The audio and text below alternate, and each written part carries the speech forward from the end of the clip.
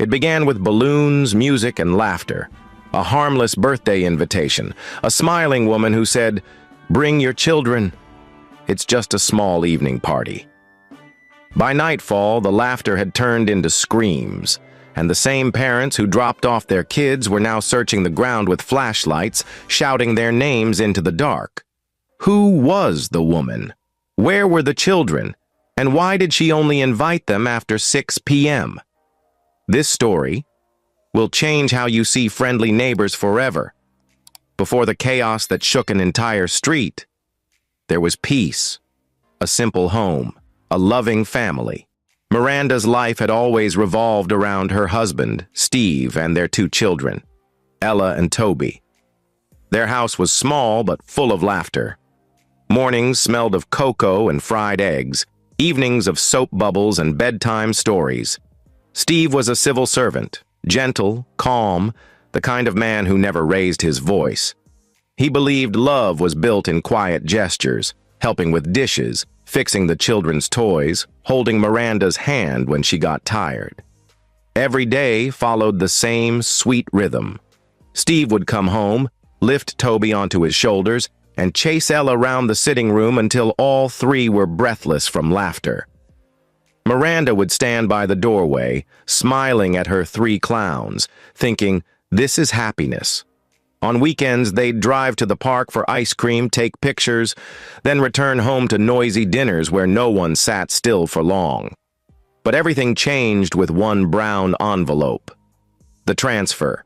It came on an ordinary Thursday. Steve walked in from work looking thoughtful, his tie loose, a letter in his hand. Miranda met him at the door. "You're home early." "What's that?" He handed her the paper. A transfer notice. She unfolded it, scanning quickly. Her heart sank. "Another state?" "But new," he said quietly. Miranda stared at him. "That's hours from here." He nodded. "I tried to talk to my boss, but it's a federal project. They need me there for at least a few months." For a while, neither of them spoke. The only sound was the wall clock ticking between them. Finally, she said softly, "What about us? What about the kids?" Steve reached for her hand. "It's just a few months, Mira. I'll call every day. We'll be fine." She forced a small smile. "You always make everything sound easy." He chuckled and squeezed her hand. "Because we're a team. And teams don't break," he said calmly. The night before he left, they had dinner together, rice, chicken, and laughter that sounded a little forced. The children didn't fully understand. They only knew Daddy was going far for work. After dinner, Steve carried them to bed one after the other, humming softly. "Daddy, you'll come back tomorrow?" Toby asked sleepily. Steve smiled, tucking him in. "Not tomorrow, champ, but soon. Be good for Mummy, okay?" Ella grabbed his sleeve. "Promise you'll call?" "Every day," he said, kissing her forehead. When he stepped out of their room, Miranda was waiting by the corridor, her eyes glistening. He pulled her close and whispered, "It's only temporary." "I know," she murmured, resting her head on his chest. "I just hate goodbyes." After he left, silence filled the house like a heavy blanket. Miranda woke up earlier, went to bed later. Between preparing breakfast, getting the kids ready, rushing to work, returning to help with homework, and keeping the home in shape, her days blurred together. At night, when the children finally slept, she would sit by the window scrolling through her phone, waiting for Steve's call. He always kept his promise. "Hey, beautiful," he'd say through the speaker, and she'd laugh softly. "You remembered again? I said every day, didn't I?" They'd talk about the kids, the house, little things. Then his voice would fade with the bad network, and she'd whisper to the empty room, "Good night." But the nights were long. Sometimes she woke at 2 a.m. thinking she heard the door open, only to realize it was just the wind. Weeks turned into months, and Miranda learned to survive on routine. Wake up, make breakfast, school run, work, home, dinner, sleep. Her friends often said she was strong. She would smile and reply, "I don't have a choice." There were moments she wanted to cry, when the generator stopped working or when Toby had a fever, but she held herself together. Still, loneliness crept in sometimes. The quiet after the kids went to bed felt heavy. The sound of another family laughing next door could make her eyes sting. She missed the conversation. She missed being cared for instead of always being the one who cared. Yet she endured, because mothers always do. One faithful day she tried to smile. For a moment she forgot how tired she was. She forgot the empty side of the bed, the bills, the stress. It was one of those rare days where peace felt complete, the kind that makes you believe life will stay kind forever. But she had no idea that peace was counting its last hours. That somewhere close, something had already noticed her family. And soon, the very street she called safe would echo with cries she would never forget. That week, the rainy season was beginning to fade when a new family moved into the corner house on Maple Crescent, the one that had been empty for months. Miranda noticed the moving truck early that Saturday morning as she was sweeping her compound. A tall woman stood beside it wearing a simple gown and dark sunglasses, directing the movers with calm authority. She looked to be in her early 30s, elegant, graceful, and with a poise that immediately drew attention.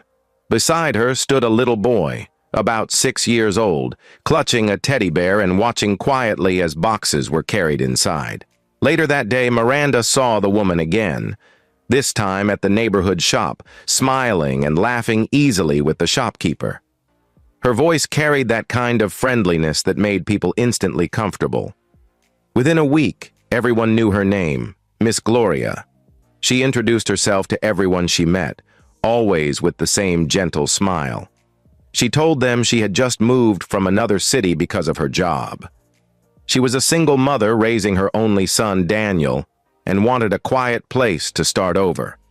And she was perfect at blending in. Every morning, when Miranda drove out to drop her kids at school, she'd see Gloria outside watering her flowers or packing her car. Sometimes she'd wave. Other times she'd call out cheerfully, "Good morning, neighbor," and Miranda would smile and wave back. Gloria was the kind of woman who seemed to get along with everyone. The market women loved her because she always tipped them a little extra. The children adored her because she bought candies for them at the junction. And even the men in the area often found themselves staring a little too long when she passed. Her laughter was soft but captivating, the kind that could melt suspicion from anyone's mind. Miranda didn't think much of it. "At least someone new who's nice," she told her kids one afternoon as they played in the compound. Her daughter, Ella, looked up innocently. "Mummy, I like her. She gave us candies last time we passed her gate." Miranda smiled. "That's nice of her. Just remember to always say thank you, okay?" "Yes, Mummy," the kids chorused and ran off again. From that day, Gloria's house became a familiar sight. Music sometimes played softly from inside, and she was always neatly dressed whenever she stepped out. To the neighbors, she was the ideal newcomer. But no one knew that behind her charming smile was something darker, waiting quietly in the shadows. And it all came like every other normal day. It was a bright, sunny Thursday afternoon when Gloria began walking around the neighborhood, holding a stack of paper invitations in her hand. She knocked on each gate gently, smiling as she greeted whoever answered. "Good afternoon. Please, I'm Gloria, the new neighbor at number 22. I'm hosting a small birthday party for my son this weekend, and I'd love for your children to come." Her voice carried that same gentle rhythm that made people relax. The mothers she spoke to smiled warmly. "Oh, really? That's so nice of you. We'll definitely come. It'll help the children know each other," she added with a small laugh. "You know, we're new here, so it'll be fun for everyone." And just like that, one house after another, she won them over. By the time she got to Miranda's house, the sun was already dipping. Miranda was outside folding laundry when she heard a soft knock on her gate. When she opened it, Gloria stood there, her usual bright smile in place, her son standing shyly beside her, holding a colorful balloon. "Good evening, my dear neighbor," Gloria said cheerfully. "I came to personally invite you to my son's birthday party this weekend." Miranda smiled. "That's so sweet of you. How old is he turning?" 6, Gloria said proudly. "It's his first birthday in this new neighborhood. I'd love for your kids to come. They look about the same age." Miranda glanced down at the paper invitation in her hand. It was neatly printed, with little stars and a cartoon cake on it. "You're invited to Daniel's 6th birthday party." But then she paused. Her brows furrowed suddenly as her eyes caught the time written at the bottom. 6 p.m. 6 p.m.? The words escaped her lips before she held them back. "Isn't that quite late for children?" "I mean, it is, right?" Gloria waved her hand playfully. "Oh, that? Not really. It's just an evening celebration. You know how the weather is these days. It's too hot in the afternoon. I just want everyone to relax, eat, dance a little, and go home." Miranda hesitated. I understand, but my children usually sleep early." "Oh, come on," Gloria chuckled softly. "Just this once. They'll love it. It's not every day we get to have fun, you know." Miranda looked at the bright smile on Gloria's face. It was so warm, so convincing, and she didn't want to sound uptight or rude. "All right," she said finally. "We'll come. What should I bring?" "Nothing serious," Gloria said quickly. "Just come. It's all taken care of." Miranda smiled politely. "Okay then. We'll be there." Gloria grinned wider. "Perfect. You're such a sweetheart. I knew we'd get along." She waved and walked off, her son following behind. That evening, while preparing dinner, Miranda told her children, "Guess what? You're going to a birthday party this weekend," Ella squealed. "Really?" Toby clapped excitedly. "Yay! Whose birthday?" "The new neighbor's son," Miranda replied, stirring the pot on the stove. "His name is Daniel. You've seen him before. Small boy with curly hair." "Oh, yes," Ella said quickly. "The one with balloon." "Yes," Miranda said, smiling. "You'll wear your nice clothes that day." Her daughter nodded, excitement already filling the room. "Mummy, can I wear my pink gown?" "Of course you can," Miranda said warmly. The children began dancing around the living room, giggling and chanting about the birthday party. Miranda couldn't help but laugh, though something at the back of her mind felt slightly off. She remembered the small hesitation she'd felt earlier, the strange way Gloria had smiled when she mentioned the time. 6 p.m. It wasn't wrong, technically. Some people held evening parties, but still. Something about it made her chest feel heavy. That night, as she lay in bed scrolling through her phone, she sent a quick voice note to her husband about the new neighbor, how she seemed nice, and her son's birthday invitation coming up that weekend. A minute later, he replied with a short laugh in his voice. "That's good. Take the kids.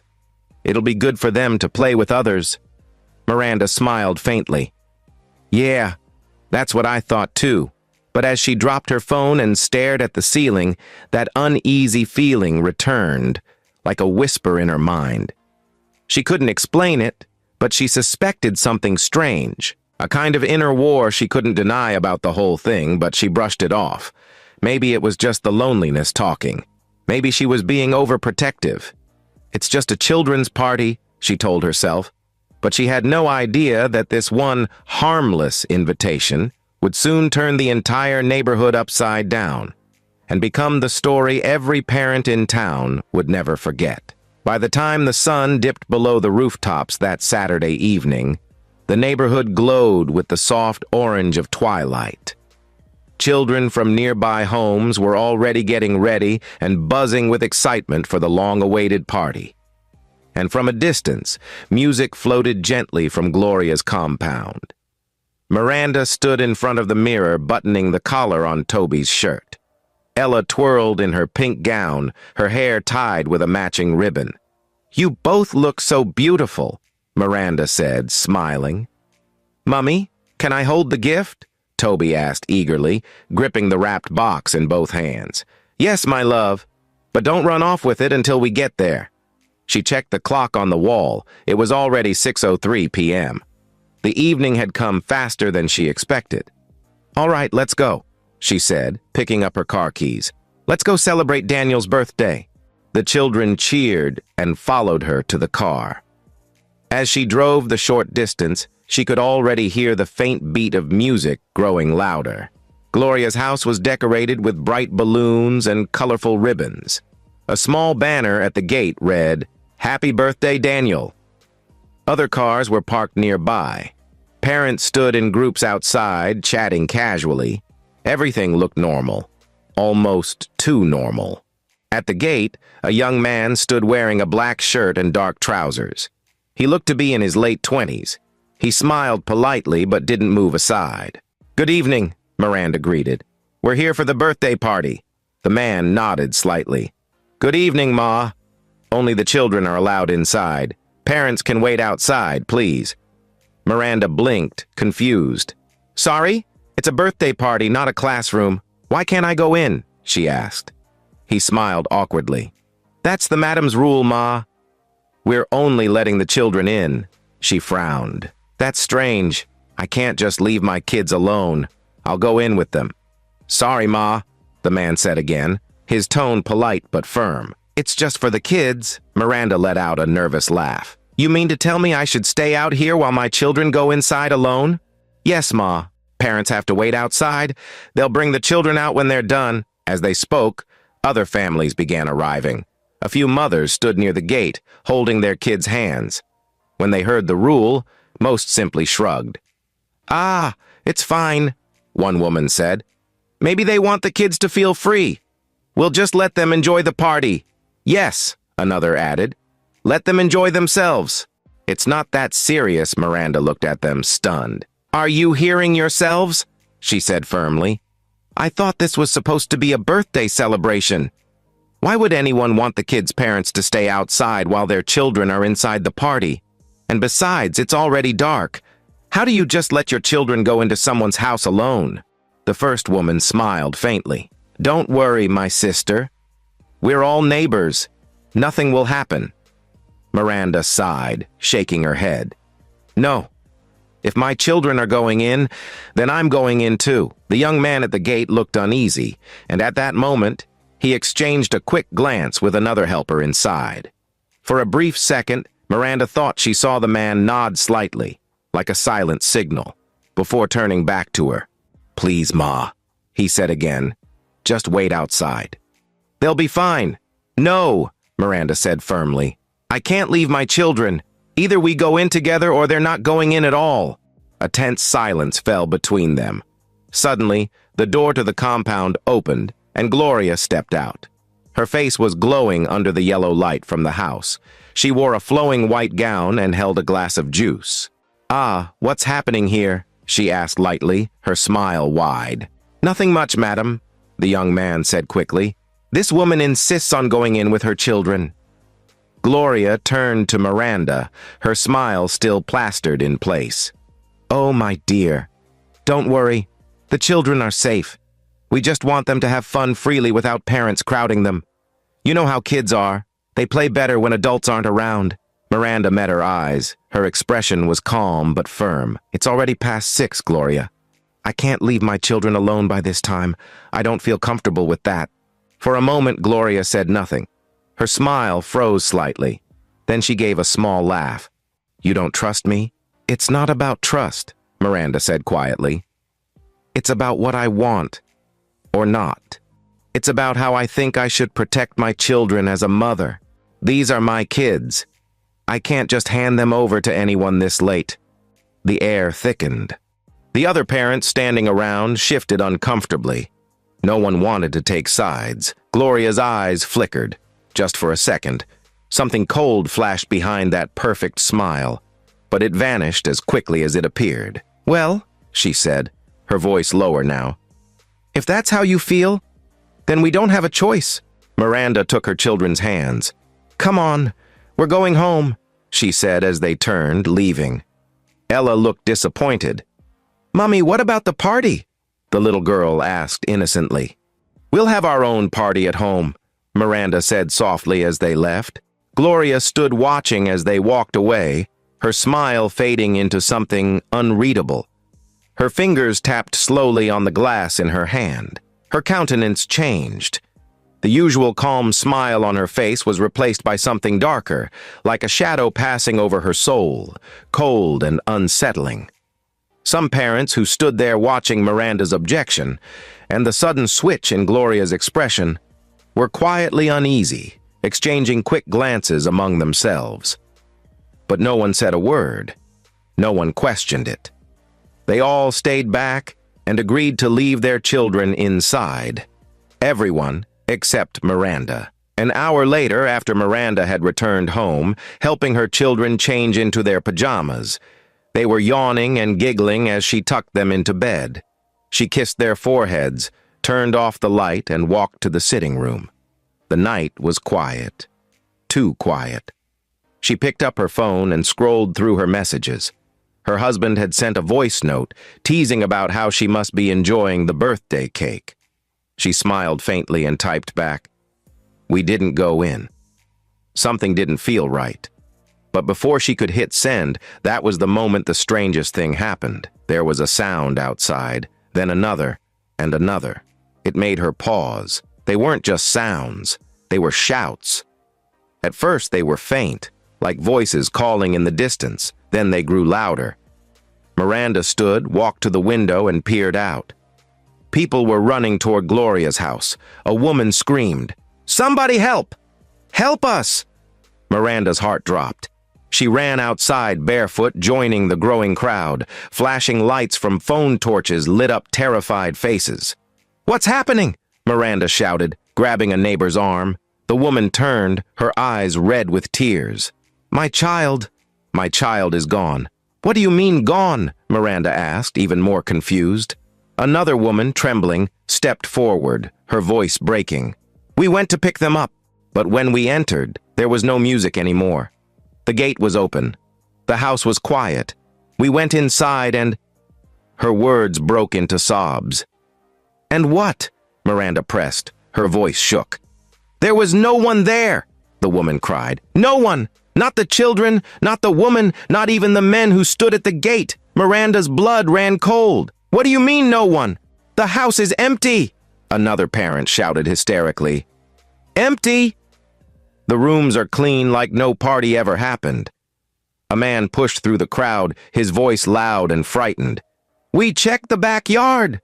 "Some of the children are lying there, unconscious. Some," his voice cracked, "some are not breathing." Gasps rippled through the crowd. Miranda stumbled back. Her knees became weak. She could feel her own heartbeat pounding in her ears. The air was filled with cries, shouts, and prayers. Someone yelled, "Call the police!" Phones flashed. Sirens soon followed. Within minutes, police vehicles pulled up, lights blazing red and blue. Officers rushed into the compound, their guns drawn. Miranda pushed closer. Her body trembled. From the open gate, she could see inside. The decorations still hung, the cake table still set, slices of cake untouched, balloons deflated in corners. But that wasn't what gave her chills. She saw tiny shoes lay scattered on the floor, shoes of those innocent kids that were left in that building by their parents for the birthday celebration according to how Gloria had requested, but no laughter, no music, just silence. Moments later, a policeman shouted, "We've found some children!" People surged forward. Miranda covered her mouth as she saw the scene unfold. Behind the house, 3 small bodies lay motionless on the ground. Nearby, 2 more children were being lifted, barely breathing, their faces pale and lips blue. Ambulances arrived. Parents screamed, calling their children's names, searching faces desperately. But the woman, Gloria, was gone. So were her helpers. So was her son. The house was stripped clean. The bedrooms were empty, the kitchen bare. There were no clothes, no personal items, not even toothbrushes. It was as though she had never lived there at all. One officer turned to the crowd. "Does anyone know her full name?" Her phone number? He asked. But there was silence. Miranda whispered, almost to herself. No one ever asked. And that night, as the police cordoned off the compound and mothers wailed under the stars, Miranda stood in the dark, clutching her chest. Tears welled in her eyes as she whispered, "So, if I had listened to the others, if I had left my kids there." She couldn't finish the thought. The cold wind brushed past her face, and in that moment she understood. Sometimes danger doesn't come with a warning. It comes wearing a smile. By the next morning, the entire neighborhood was on lockdown. Police vehicles lined the street from one end to the other. The once lively community now looked like a crime scene. Yellow tape around Gloria's house, officers pacing with notebooks, photographers taking pictures of the compound. Detectives moved in and out, marking evidence, whispering to each other. The neighbors gathered behind the tape, whispering and pointing. Some were still crying. Others just stared blankly, unable to believe what had happened. Miranda stood quietly at the back of the crowd, her arms folded tightly around her chest. Her children stayed home with a trusted friend. She couldn't let them see any of this. One police officer raised his voice. "We're launching a full search across nearby towns and states." No one leaves this neighborhood until statements are taken. Miranda's stomach twisted. She had already given her own statement, how Gloria had moved in months ago, how she'd invited everyone, how she'd insisted the party start by 6 p.m. But the officers kept asking the same question. Did anyone ever visit her house before the party? The answer was always no. Gloria had lived among them, smiled with them, even waved at their children, yet no one had ever actually gone inside her home before that night. Days passed. The police combed through nearby towns, checked CCTV footage at every highway checkpoint, questioned rental agents, and reviewed property documents. But there was nothing. No record of a woman named Gloria owning or renting that house. No ID, no address, no trace. The name on the rental form turned out to be fake. Even the phone number she had given was unregistered. And the boy she had called her son? No school in the area had any record of him. He had never been enrolled anywhere. It was as if she and the child had appeared out of thin air and vanished the same way, but with innocent children. Rumors began to spread. Some whispered that she was part of a child disappearance ring. Others said she was something else entirely. A woman who used children for dark sacrifices. But the truth? No one could tell. Weeks turned into months. Some of the unconscious children who survived were slowly recovering at the hospital. The doctors said they had been given some kind of strong sedative, something that almost shut down their breathing. When they woke up, they couldn't remember much. One of them, a boy of 7, kept repeating the same thing. There was music and lights and then darkness. Another girl whispered, "I heard a woman say, 'Sleep now.' And then I couldn't move again. But beyond that, their memories were blank. Just fragments of laughter and a smell of something sweet in the air before everything faded. The missing children, however, were never found. The police released a report. There were no leads yet, no suspects, but investigations still ongoing. The neighborhood returned to its routine. People went to work again, cars honked, children played. But the laughter wasn't the same. Every evening when the sky darkened, mothers called their children in earlier. Nobody wanted to take chances anymore. Miranda stayed home most nights, sitting in her living room with the lights dim. She couldn't even bring herself to tell her husband. She barely slept. Every time she closed her eyes, she saw the flashing police lights, the scattered shoes, the crying mothers. Sometimes, she'd wake in the middle of the night and rush into her children's room just to make sure they were still there, breathing safe and alive. She'd sit on the edge of Ella's bed, stroke her hair, and whisper, "That could have been us." The thought haunted her. She remembered that moment at the gate, the man blocking her, Gloria smiling sweetly, the other mothers insisting it was fine. Her chest rose and fell slowly. For a moment, her eyes filled with tears. She wiped them, still imagining the faded decorations, the remnants of what had been a trap disguised as celebration.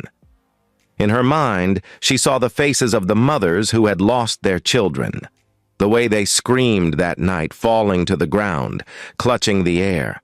She would have suffered the same fate if she had agreed, if she had let her children walk through that door alone. She pressed her palms together tightly and whispered, "Thank you, God. Thank you for the small voice that told me no."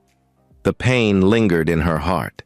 The night was silent, too silent, like a haunting reminder of what almost happened, and she lay still, wrapping her arms around herself tightly.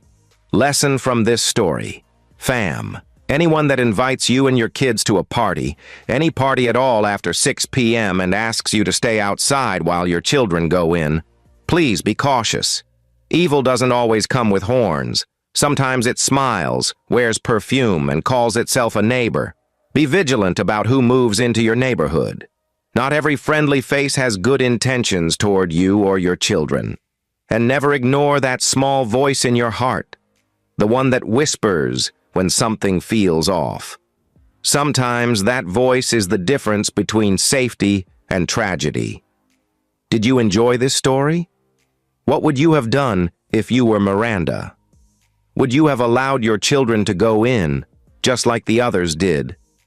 Have you ever been to a place that felt odd and left following your instinct? Or have you encountered a strange neighbor before who seemed too friendly? Tell me, did something strange happen after then? Share your thoughts in the comments. Your story could open another family's eyes. And please leave a like, share, and subscribe to African Tales by Imade for more stories filled with real-life lessons that will open your eyes like this one. And remember, always listen to your instincts. See you in the next story.